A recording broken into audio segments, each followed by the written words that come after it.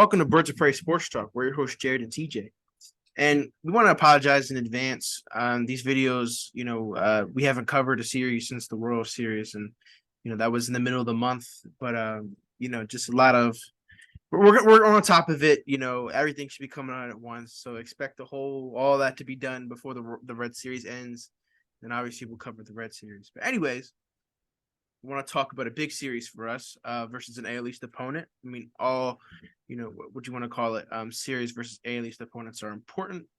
But in this series, we'll be facing the Toronto Blue Jays, which, we come off series sweep versus the Royals, which was just pure domination.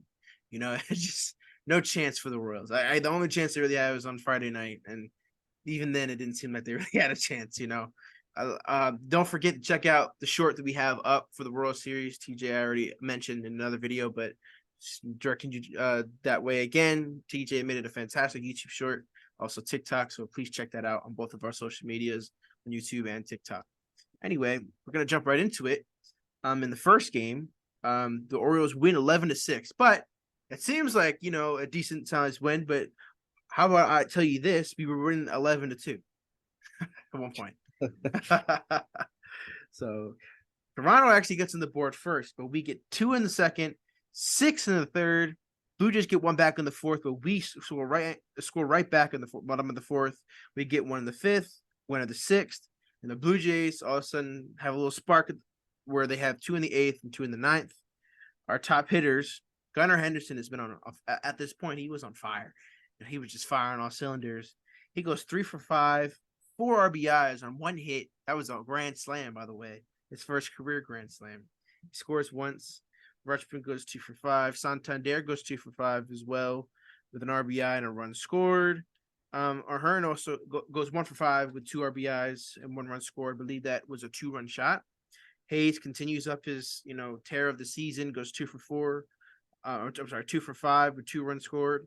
Hicks gets on the home run train, I believe, as well. He goes 2 for 4 with an RBI. He walks once and scores twice. Frazier even joined into the party, 2 for 5 with 3 RBIs and 1 run scored. Arias joins the party as well, goes 2 for 5 with 2 runs scored. Frazier hits a home run. Ahern hits a home run. Henderson hits a home run, which was a grand slam, his 10th of the season. So just beasting today. Mm-hmm. After kind of, I wouldn't say it was a great start, but it wasn't a bad one. Dean Kramer goes 6 innings, 8 hits, 2 runs, 2 earned runs, no walks, and 6 punch-outs. Brian Baker comes in, goes an inning, only allows 1 hit, zeros across the board, including 1 strikeout. Now here's where the downfall kind of started. Austin Voth comes in and does Austin Voth things, goes 1/3 of an inning, 3 hits, 2 runs, 2 earned runs, 1 walk, no strikeouts, and does allow a home run. Cionel Perez tries to finish the job, but he can't. Goes 1 1/3, 2 hits, 2 runs, 2 earned runs, 2 walks. Bauman finishes the job. He gets the last out of the game after allowing 1 hit, but strikes out 1. And just the basketball lineup, like you're always talking about. And it just feels like it's the same thing each time, where you get a big lead early, you struggle to score towards the later parts of the game. I feel like I always ask you this question, but it's just this continued struggles from Voth and Perez. They're really holding us back, and it feels like our middle relief has really, kind of been suspect most of the season. They've been okay in some games, and really, honestly, terrible in some. So are you opposed to maybe foregoing a starter and going to get a bullpen arm or 2 during the trade deadline?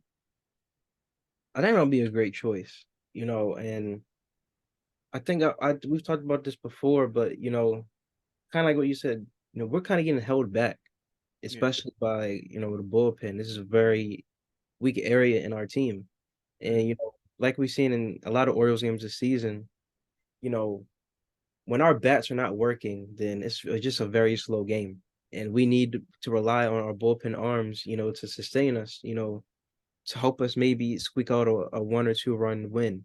So, I wouldn't be opposed to trading them at the deadline, and I'm confident, in our farm system, to bring up guys to replace them, I know that I was talked about in earlier videos, dealing with adversity, but when you just can't get over the hump, then things just need to be done in order to help the team at a certain point. So Right. I wouldn't be as opposed to trading them. There's a lot of players on this team that I wouldn't be opposed to getting traded by the deadline, because I Right. really want to see us be a little bit more consistent in some areas. So I wouldn't be opposed to it. Yeah, and I guess I have a follow up for you.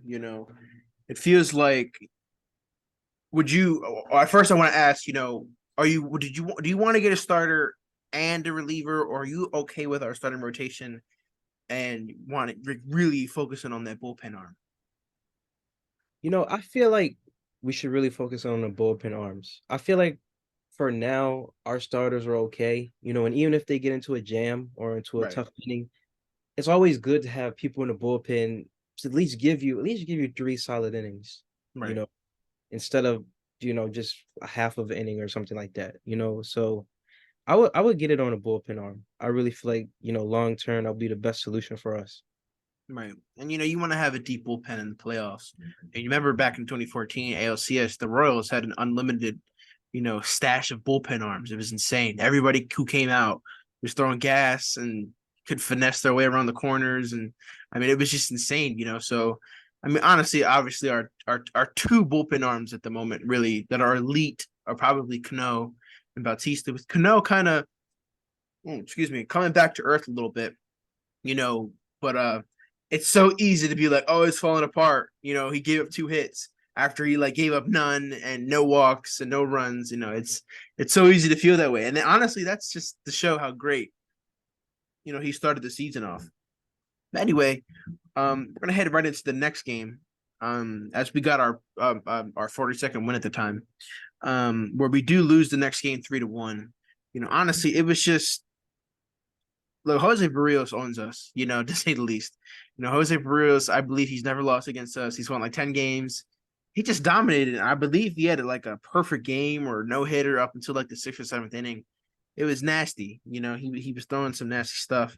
Our top hitters, not really anybody on this list that really was. I mean, Aaron Hicks got an RBI. You know, Rutschman got a hit. Ahern got a hit. Hayes got a hit. Hicks got a hit, like I said. Frazier got a hit. Arias got a hit, but nobody really did anything offensively. Kyle Brad. I mean, I feel bad for Kyle Bradish, man. He gets the loss in this game, but goes 7 innings, 4 hits, 1 run, 1 earned run, no walks, only 1 strikeout. He did give up a home run. Coulomb comes in, he doesn't get any outs, 2 hits, 2 runs, 2 earned runs, 1 walk, no strikeouts. Mike Baumann goes in an inning, 1 hit, 1 walk, no runs, no earned runs, and no strikeouts. And Reed Garrett, a new call up, goes an inning, 2 hits, and zeros across the board. And honestly, and it just felt like our offense scored all of its run. I mean, you got to remember the last 2 games. What you'd score 22 runs in 2 games. I mean, they had to come back down to earth eventually. It was kind of hard to to really repeat that. And they only, like I said, we only scored the one. Bradish gets lost. I mean, it's got to be. It's frustrating. I can't imagine what it's like for a pitcher. You go out there, pitch your behind off, and then you get the loss. You go 7. There's not really much to say about this game besides, our offense really sputtered. We had a little bit of a rally going on in the 9th inning. It was very brief, but they ended that pretty quickly. It got to the point where I believe Frazier was the game-winning run because there was a runner on second and third or a runner on first and second. I can't remember. Honestly, there's really nothing to ask you about this game, and there's really nothing to cover much. Then offense was sleeping. They didn't seem to get out of their hotel rooms today, and the pitching did fine. Pitching did, besides Coulomb, he really kind of put the nail in the coffin. I think if that 1 run stayed 1 run, like for the entirety of the game, we could have had a chance to win this game. But just wasn't our night tonight, and can't win them all.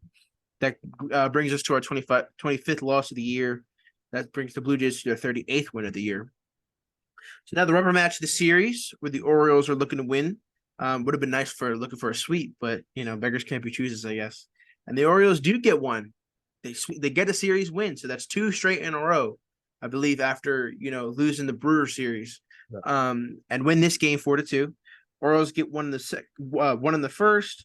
Blue Jays get one in the third. Blue Jays get one in the fifth. We also get one in the fifth. Bottom of the fifth, we get one in the sixth. Add on some insurance in the eighth, and Felix Bautista gets his 18th save of the year. Let me readjust myself. Hayes goes 2 for 5 with an RBI and 2 runs scored with a monster home run into the Blue Jays bullpen. By the way, it was a shot. Adley Rutschman goes 3 for 5, 1 hit, 1 run scored. Santander goes 2 for 3 with an RBI and 1 run scored. Henderson, gets an RBI and off the lefty. I remind you that, and Henderson's been struggling against the lefties, which I do want to ask you that about in a minute. He goes 1 for 4 with an RBI. Mateo gets 2 hits in the game, goes 2 for 4. And for our pitchers, Rutschman hit a home run and Hayes hit a home run as well. Our pitchers, Tyler Wells goes 6 2/3, 5 hits, 2 runs, 2 earned runs, 1 walk, 8 strikeouts. Does give up 2 home runs. It's a continuous problem for him, honestly. He's really got to dial down those home runs. Junior Cano goes an inning three. He does allow 3 hits and walks 1, but he strikes out 1 and gets out of any jam that he put himself in. And Bautista comes in he actually comes in the bottom of the 8th to get the last out and finishes the 9th. No runs, no earned runs, no walks, and 2 strikeouts. And like I said, gets his 18th save of the year. I mean, honestly, this is all you could ask for. I mean, I guess I just want to ask you, how do you feel confidence wise that our pitching can just continue this string of games versus the AL East where they're just kind of shutting their offenses down and just scoring just enough to win? Well, it does feel you do feel pretty confident after a game like this, especially being in the AL East. Every team, all teams basically have hot hitters. Right. Um, and so, our pitching did very well, as opposed to, the first game where they kind of allowed the Blue Jays to come back a little bit. And we sort of, kept them at distance with this game. Right. So, I'm very proud to see that with our pitching. I'm very proud to see that we kept our composure despite those 2 home runs. Right. And like you said, this is really all you can ask for. Beggars Mm. can't be choosers, so this is just a strong game from our team. But I do want to see, Tyler Wells get better with, not allowing those home run balls as often. Because like you said, Yeah. that really marred his performance. So I believe he had 8 strikeouts. That's a pretty good outing besides those 2 home run balls. Yeah. So And to the same person too, by the way. yeah. So I'm very confident about this win. Great Right. win.